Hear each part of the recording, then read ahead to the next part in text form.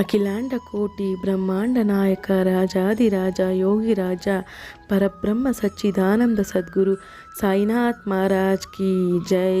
ಮೊದಲಿಗೆ ನಾನು ಗುರು ದತ್ತಾತ್ರೇಯರಿಗೆ ವಂದಿಸುತ್ತಾ ಬಾಬಾರ ಪಾದಾರವಿಂದಗಳಲ್ಲಿ ನಮಸ್ಕರಿಸುತ್ತಾ ಎಲ್ಲರಿಗೂ ಒಳ್ಳೆಯದಾಗಲಿಂದ ಬಾಬಾರಲ್ಲಿ ಪ್ರಾರ್ಥಿಸುತ್ತಾ ಈ ಅಮೃತವಾಣಿಯನ್ನು ಪ್ರಾರಂಭ ಮಾಡ್ತಾ ಇದ್ದೀನಿ ಸ್ನೇಹಿತರೆ.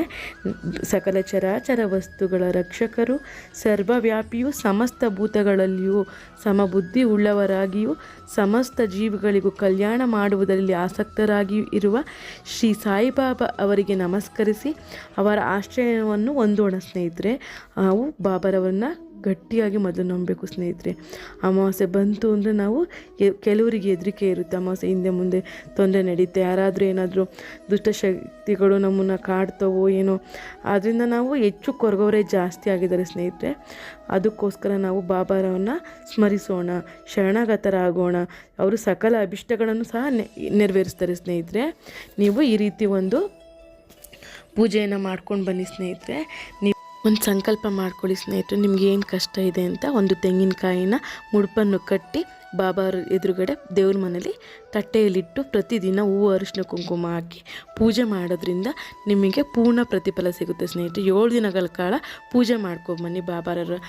ಬಾಬಾವ್ರನ್ನ ಪೂಜೆ ಮಾಡಿ ವಿವಾಹದ ಸಮಸ್ಯೆ ಆಗಿರ್ಬೋದು, ಸಂತಾನದ ಸಮಸ್ಯೆ ಆಗಿರ್ಬೋದು, ಅನಾರೋಗ್ಯದ ಸಮಸ್ಯೆ ಆಗಿರ್ಬೋದು, ಅಥವಾ ದುಷ್ಟಶಕ್ತಿಗಳ ಕಾಟ ಅನಿಸಿದ್ರೆ ನೀವು ಇದೇ ರೀತಿ ನೀವು ಒಂದು ಸಂಕಲ್ಪ ಮಾಡಿ ಬಾಬಾರ ಹತ್ರ ಪೂಜೆ ಮಾಡಬೇಕಾಗುತ್ತೆ ಸ್ನೇಹಿತರೆ. 7 ದಿನಗಳ ಕಾಲ ಪೂಜೆ ಮಾಡಿ ನೀವು ಪೂಜೆ ಮುಗಿದ ಮೇಲೆ ಇದನ್ನು ನೀರಿನಲ್ಲಿ ಬಿಡಬೇಕಾಗುತ್ತೆ.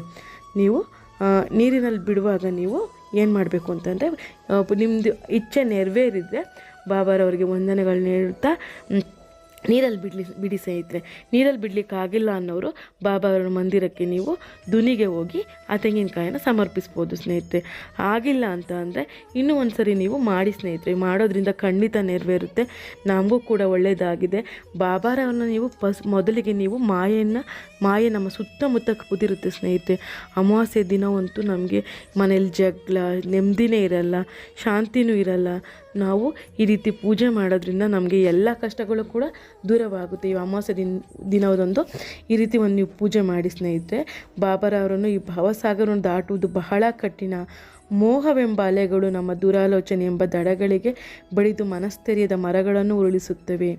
ನಾವು ಧೃತಿಗೆಡಬಾರ್ದು ಸ್ನೇಹಿತರೆ. ನಮ್ಮ ಅಕ್ಕಪಕ್ಕ ನಮ್ಗೆ ಚುಚ್ಚಲಿಕ್ಕೆ ಕಾಯ್ತಾ ಇರ್ತವೆ ಮಾಯೆ ಅನ್ನೋದು. ನಾವು ಆ ಮಾಯೆಯನ್ನು ತುಳಿಬೇಕು. ಆ ಮಾಯೆಯನ್ನು ತುಳಿದು ಗಟ್ಟಿಯಾಗಿ ಬಾಬಾರವನ್ನು ನಂಬಬೇಕು. ನಾವು ಅಂಥ ದಿನಗಳಲ್ಲಿ ಜಾಸ್ತಿ ಬಾಬಾರನ್ನು ನಂಬಿದರೆ ನಮಗೆ ಯಾವತ್ತೂ ಯಾವ ತೊಂದರೆನೂ ಆಗಲ್ಲ. ಎಷ್ಟೇ ನಮಗೆ ಅನಾರೋಗ್ಯದ ಸಮಸ್ಯೆ ಇದ್ದರೂ ಕೂಡ ಬಾಬಾ ಖಂಡಿತ ನೆರವೇರಿಸ್ತಾರೆ. ನೀವು ಸಾಯಿ ಸಾಯಿ ಅಂದರೆ ಸಾಕು, ಬಾಬಾ ಓಡೋಡಿ ಬಂದು ನಮ್ಮನ್ನು ಸಲ್ಲುತ್ತಾರೆ ಸ್ನೇಹಿತರೆ. ನಮ್ಮ ಜೀವನದಲ್ಲೂ ಈ ಘಟನೆ ನಡೆದಿದೆ. ನಾನು ಬಾಬಾರನ್ನ ಅತ್ಯಂತ ಪ್ರೀತಿಯಿಂದ ನಂಬಿದ್ದೇನೆ. ಸೊ ನಾನು ಅದಕ್ಕೋಸ್ಕರ ಎಲ್ಲರಿಗೂ ಒಳ್ಳೆಯದಾಗಲಿ ಅನ್ನೋ ಕಾರಣಕ್ಕೆ ಈ ವಿಡಿಯೋ ಮಾಡ್ತಾಯಿದ್ದೀನಿ ಸ್ನೇಹಿತರೆ. ನೀವು ಹಣಕಾಸಿನ ಸಮಸ್ಯೆ ಆಗಿರ್ಬೋದು, ವಿವಾಹದ ಸಮಸ್ಯೆ, ಆಮೇಲೆ ನಮ್ಮ ಕುಟುಂಬದ ಮೇಲೆ ಅದು ದುಷ್ಟಶಕ್ತಿ ಪರಿಣಾಮ ಬೀರ್ತೈತೆ, ಅದನ್ನೆಲ್ಲದೂ ಕೂಡ ಕಾಪಾಡುತ್ತೆ. ಬಾಬಾರನ್ನು ನೀವು ಸ್ಮರಣೆ ಮಾಡಬೇಕು ಸ್ನೇಹಿತರೆ. ಬಾಬಾರನ್ನು ನಂಬಬೇಕು.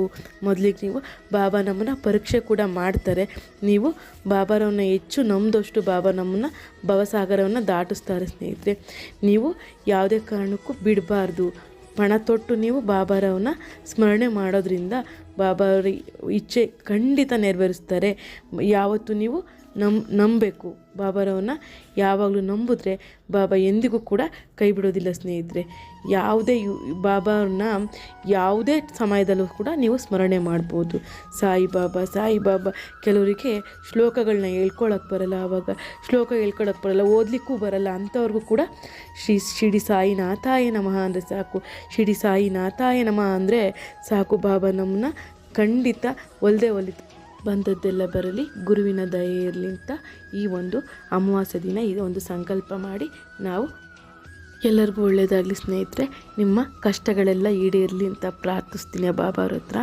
ಬಾಬಾರವನ್ನು ನಂಬಿ ನೀವು ಧ್ಯಾನ ಮಗ್ಧರಾಗಿ ಪೂಜೆಗಳನ್ನು ಮಾಡಿ, ಭಜನೆಗಳನ್ನು ಮಾಡಿ ಎಲ್ಲರಿಗೂ ಒಳಿತಾಗಲಿ ಸ್ನೇಹಿತರೆ.